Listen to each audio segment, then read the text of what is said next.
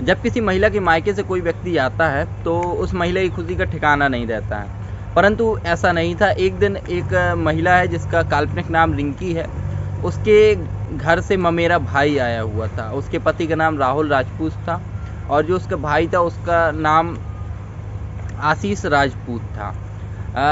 आया हुआ था तो उसी समय पर राहुल राजपूत कहता है कि मुझे बाहर जाना है और मैं घंटे 2 घंटे में काम निपटा करके आ जाऊंगा, तुम यहीं रहो और अपने भाई से बातचीत करो।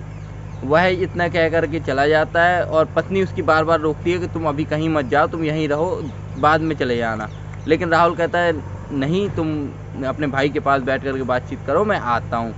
राहुल चला जाता है। राहुल जब 2-3 घंटे बाद वापस आता है तो वह अपने साले जो कि आशीष राजपूत है और अपनी पत्नी जिसका नाम रिंकी राजपूत, एक काल्पनिक नाम हमने दिया है, उसको आपत्तिजनक स्थिति में देखता है।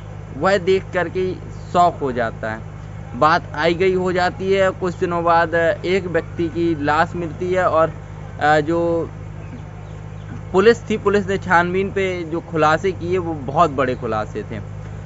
कहीं ना कहीं इस चीज़ से कई जिंदगियां प्रभावित हुई। नमस्कार साथियों, मैं हिमांशु एक बार फिर आपके अपने परिवार अपना भारत रिपोर्ट अर्थात एबी रिपोर्ट में स्वागत करता हूं। ये एक नई कहानी है जो कहीं ना कहीं भाई बहन के रिश्तों को तार तार कर देती है।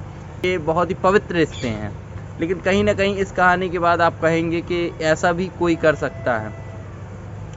बात बबेरू थाना क्षेत्र का एक गांव है जिसको पवैया गांव कहते हैं। पवैया गांव का रहने वाला एक लड़का जिसका नाम आशीष राजपूत था। आशीष राजपूत अपने घर वालों से कहता है कि हम थोड़ा सा काम से जा रहे हैं और आधार कार्ड का काम है, आधे 1 घंटे में हम वापस आ जाएंगे। घर वाले कहते हैं ठीक है। वह बाइक लेकर के घर से चला जाता है और घंटा हो जाता है, 2 घंटा हो जाता है, 3 घंटा हो जाता है, आशीष वापस नहीं आता है। घर वाले बबेरू थाना क्षेत्र में जाते हैं और बबेरू थाना क्षेत्र के जो इंचार्ज हैं उनका नाम है अरुण कुमार पाठक।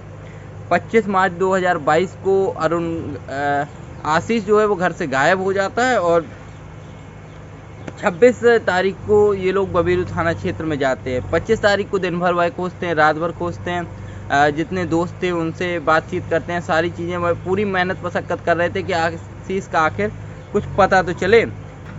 26 मार्च 2022 को जो आशीष के घर वाले हैं वो जाकर के पुलिस स्टेशन में एप्लीकेशन देते हैं। पुलिस भी जांच पड़ताल में लग जाती है। 27 मार्च 2022 का वाक़या है कि सुबह 11, साढ़े 11 या 12 बजे का समय हो रहा होगा। एक बबेरू थाना क्षेत्र का ही एक गांव है बेदू हुदू। उस गांव में एक नहर है। नहर के पास एक बाइक पड़ी मिलती है और बाइक के पास ही एक लड़का पड़ा मिलता है। जैसे ही पुलिस को सूचना दी जाती है तो बबेरू थाना क्षेत्र के जो इंचार्ज थे अरुण कुमार पाठक, वह उस जगह पर पहुंचते हैं और जा कर के देखते हैं तो वहां पर कुछ इस प्रकार से बाइक को इस प्रकार से लड़का पड़ा हुआ था कि देखने पर सिर्फ यही प्रतीत हो रहा था कि ये एक्सीडेंट का मामला है और गाड़ी की रफ्तार तेज थी जिससे कि सीधी सीधी गाड़ी जाकर के लड़ गई और मौत हो गई है। उन्होंने आशीष के घर वालों को बुलाया, भाई को बुलाया, पिता को बुलाया। पिता का नाम चंद्रशेखर राजपूत था और भाई का नाम नीरज राजपूत था। इन्होंने उसको देखा, उसके बारे में तो वह पहचान गए। पुलिस ने भी इसकी शनाख्त उनकी जेब में पड़े कागजों से कर ली थी। अंदाज़ा यह लगाया जा रहा था कि जो ये लड़का है ये बहुत तेज़ स्पीड से गाड़ी चला रहा था, तो उसने ठोक दी गाड़ी और ना संभाल पाने के कारण उसका एक्सीडेंट हुआ और वह मृत्यु कारक उसकी हो गई। पुलिस ने शव को अपने कब्जे में लेकर के पोस्टमार्टम के लिए भेज दिया, लेकिन पोस्टमार्टम में जो निकल करके सामने आया वो चौंकाने वाला एक खुलासा हुआ। पोस्टमार्टम में निकल करके आया कि इसका जो है हत्या की गई है, यानी कि इसका एक्सीडेंट नहीं हुआ था, इसकी हत्या की गई है और गला घोट करके इसको मारा गया है। आशीष की जेब से सभी चीज़ें तो बरामद हुई, लेकिन पुलिस को सिर्फ एक चीज़ नहीं मिली, वो था उसका मोबाइल। पुलिस कहीं ना कहीं इस संशय में थी कि आखिर सारी चीज़ें अपनी जगह पर है, पैसा अपनी जगह पर है, कागज़ अपनी जगह पर है, मोबाइल कहाँ गया। पुलिस ने उस जगह की अच्छे से छानबीन करती है तो उसको मोबाइल नहीं मिलता है, कहीं पर ही मोबाइल नहीं मिलता है। वह शव को अपने कब्जे में ले जा चुकी थी और उसका पोस्टमार्टम भी करा दिया गया था। बात पहुंचती है एसपी बांदा जिले के जो एसपी थे अभिनंदन के पास। अभिनंदन जी ने 2 टीमें गठित की, जिसमें एक अरुण कुमार पाठक और मयंक चंदेल, इन दोनों को मिला करके एक टीम गठित करते हैं और उनको कड़े आदेश देते हैं कि मुझे इसका खुलासा जल्द से जल्द चाहिए। उसका कारण ये था कि जो गांव वाले थे वो कहीं ना कहीं पुलिस के ऊपर हावी होते जा रहे थे और पुलिस को ज़्यादा दबाव आ रहा था। पुलिस ने काफ़ी मेहनत मशक्क़त के बाद मोबाइल की जो CDR थी, मोबाइल की कॉल डिटेल रिकॉर्ड निकलवाए जाते हैं, तो उस पर एक और चौंकाने वाला खुलासा होता है। उसमें जो लास्ट नंबर पे बात हुई थी उसके बहनोई से हुई थी। राहुल को जो है चौकी घर से उठा लाए और चौकी पर बैठा लिया और उससे पूछताछ की गई। तो राहुल राजपूत ने एक नाम और लिया जिसका नाम था प्रमोद राजपूत, जो कि राहुल राजपूत का बहुत ही ज़्यादा घनिष्ठ मित्र था। पुलिस ने दोनों को पकड़ कर के इंक्वायरी की तो बात जो निकली ना वो एक खौफनाक थी और कहीं ना कहीं कुछ रिश्तों की पवित्रता पर सवाल उठाती थी और दिल दहलाने वाली ये घटना हुई। राहुल ने बताया कि मेरी शादी जो है 5 फरवरी 2022 को हुई थी और आशीष की जो सगी मेरी बहन थी उससे मेरी शादी हुई थी। उसका काल्पनिक नाम, आशीष की बहन का काल्पनिक नाम हमने ऋचा रखा हुआ है। राहुल ने शादी के पहले ना जाने कितनी बार उसका यौन शोषण किया, यानी कि बलात्कार किया। कुछ समय पश्चात उसने, जब ये सारी चीज़ें गतिविधि चल रही थी, तो उसने अपनी बहन का जो वीडियो है आपत्तिजनक स्थिति का, वह अपने मोबाइल में रिकॉर्ड कर लिया था और उसी मोबाइल की वीडियो के जरिए वो उसको ब्लैकमेल करता था कि अगर आप ऐसा नहीं करेगी तो मैं ऐसा कर दूंगा, वो ऐसे नहीं करेंगे तो वो ऐसा करेंगे। कई सारे वह बहाने ढूंढा करता था अपनी बहन के पास जाने के लिए कि वह बहन के पास पहुंच जाए और ऐसा ही ठीक उस दिन वो हुआ था। राहुल ने बताया कि शादी से पहले भी ये जाने कितने बार अपने अवैध संबंध बना चुका था। दरअसल राहुल ने जब उसको आपत्तिजनक स्थिति में अपने घर पर देखा तो उसने उनके माता पिता से भी शिकायत की। पिता का नाम था चंद्रशेखर राजपूत और भाई का नाम था नीरज राजपूत। इन दोनों से शिकायत करता है और बताता है कि आप अपने लड़के को समझाइए, एक बहन के साथ वह ऐसा कर रहा है। तो उनके पिताजी और माताजी ने कुछ खासा जवाब नहीं दिया। तो राहुल ने उसको कई बार समझाया कि भाई साले हो तुम मेरे और ऐसा मत करो, ये तुम्हारी बहन है और बहन और भाई का एक पवित्र रिश्ता होता है, उसको क्यों ख़राब कर रहे हो। वो आशीष समझने को तैयार नहीं था। जब भी वह मोबाइल से वीडियो डिलीट करने की बात करता तो वह राहुल से पैसे की डिमांड करता था। वो कहता 3 लाख रुपए मुझको दे दो, मैं वीडियो डिलीट कर दूंगा। राहुल कई बार उसको समझाता है, वह उससे कई बार पैसे की डिमांड करता है। यही चीज़ें चल रही थी। कहीं ना कहीं एक भाई बहन का रिश्ता था, वो पवित्रता उसकी ख़राब हो रही थी।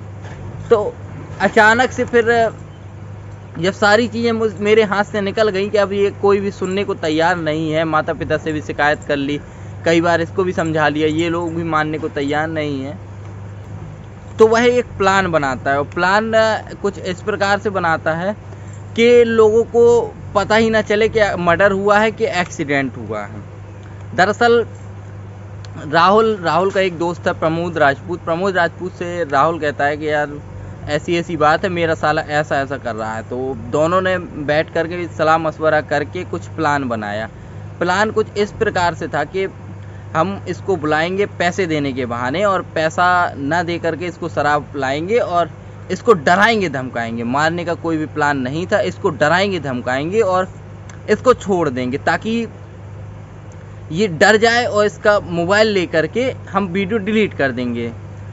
ऐसा ही कुछ किया उन्होंने। उस दिन जब आशीष राजपूत अपने घर से निकला माँ को ये बोल करके कि मैं आधार कार्ड सही कराने जा रहा हूँ और कुछ काम और है वो निपटा करके आता हूँ, यह अनुमान लगाया जा सकता है कि वो उस दिन अपने जीजा राहुल से पैसे लेने गया था। 3 घंटे जब नहीं पहुँचता है तो सारी चीज़ें ढूंढने लगते हैं। वास्तविकता में उस दिन रात में हुआ क्या था कि जीजा राहुल और उसके दोस्त प्रमोद राजपूत ने उनको शराब पिलाई और शराब पिलाने के बाद उससे कहा कि भाई मोबाइल दे दो और वीडियो डिलीट कर दो, वो तुम्हारी बहन है, अगर उसकी इज्जत पर आँच आएगी तो कहीं ना कहीं तुम्हारे संस्कार पर भी आँच आएगी, तुम्हारी इज्जत पर भी आँच आएगी। लेकिन आशीष कुछ मानने को तैयार नहीं था। उन्होंने जम करके शराब पिलाई उसको और फिर वो जाने लगा। मोबाइल छीना झपटी होती है। मोबाइल छीना झपटी के दौरान वह गिर जाता है वह, लेकिन मोबाइल नहीं छोड़ता। तो जो राहुल था, राहुल के पास ही एक रस्सी थी, वह उससे उसका गला घोट करके उसको मार देता है। आशीष की मृत्यु हो जाती है। उसके बाद वह मोबाइल लेकर के चला जाता है और मोबाइल को भी कुछ इस प्रकार से डिस्ट्रॉय करता है कि इसकी कुछ नहीं मिलेगा, उसको पूरी तरीके से ख़त्म कर देता है। रस्सी है, रस्सी को भी साथ ही में ख़त्म कर देता है और वहाँ पर कुछ इस प्रकार की लोकेशन बना देता है कि मानो ये एक्सीडेंट ही लगे। तो पुलिस ने फिर राहुल से जब पूछा कि भाई तुमने पुलिस का सहारा क्यों नहीं लिया, उसने कहा कि सर मेरा कुछ मारने का प्लान था नहीं, मैं मारना नहीं चाहता था, मैं सिर्फ इतना चाहता था कि इसको मैं ये नशे की हालत में होगा, मैं उससे मोबाइल ले लूँगा और मोबाइल ले करके चला जाऊँगा, वीडियो डिलीट कर दूँगा और इसको भगा दूँगा घर। लेकिन उस समय पे कुछ हाथापाई होने के कारण वो मार दिया गया। लेकिन मुझे इसका ज़रा भी अफसोस नहीं है कि मैंने अपने साले को मार दिया, क्योंकि कहीं ना कहीं वो भाई बहन के रिश्ते को तार तार कर रहा था। तो ऐसे खुलासे होते हैं। पुलिस ने भी गंभीर धाराओं में मुकदमा दर्ज करके आरोप लगाते हुए जल्द से जल्द उसके ऊपर मुकदमा होगा। ये वाकया है 25 मार्च 2022 की। अभी वर्तमान वह जेल में है और कहीं ना कहीं इससे कई जिंदगियां प्रभावित हुई हैं, जैसे कि राहुल और प्रमोद ये दोनों जेल के पीछे चले जाएंगे। एक मृत्यु हो गई, यानी आशीष राजपूत मर गया। आशीष राजपूत मरा, वो उसकी गलती थी, वो उसकी हरकत थी, वो उसकी गलत नज़र थी अपनी बहन के ऊपर। तो वो अब मरा, सही कहें या गलत कहें, देखा जाए तो सही भी है कि एक मर्यादा और एक पवित्रता को ख़त्म करने की ओर जूझा हुआ था। गलत कहें तो एक व्यक्ति का जो मौलिक अधिकार होता है जीवन जीने का, वो चला गया था। दोनों प्रकार से है। तो वर्तमान में वह जेल में है, चार्जशीट फाइल है, अभी केस कुछ नहीं हुआ है। हाँ, जल्द ही जल्द कोर्ट से उसकी सुनवाई हो करके उसको जेल भेज दिया जाएगा। ये कहानी सुनाने का हमारा मकसद किसी प्रकार से आपको डराना नहीं है, आपको परेशान करना नहीं है। बस हमारा मकसद है आपको जागरूक करना। आप सभी लोग जागरूक रहें। कुछ रिश्ते इस प्रकार से होते हैं जो बहुत ज़्यादा पवित्र होते हैं। आमतौर पर लोग तो अगल बगल पड़ोसियों से भी इतने रिश्ते बना लेते हैं कि कभी ऐसा करने के बारे में सोच नहीं सकते। जब ये अपना सगा भाई ही हैवानियत पर उतर आए तो क्या किया जा सकता है। इसी के साथ हम मिलते हैं आपसे नेक्स्ट किसी क्राइम स्टोरी के साथ। अगर स्टोरी पसंद आए तो लाइक शेयर सब्सक्राइब ज़रूर कर लीजिएगा। छोटे भाई हैं हम आपके, छोटा भाई समझकर ही सपोर्ट कर दीजिएगा। मिलते हैं हम आपसे नेक्स्ट वीडियो में, तब तक के लिए धन्यवाद।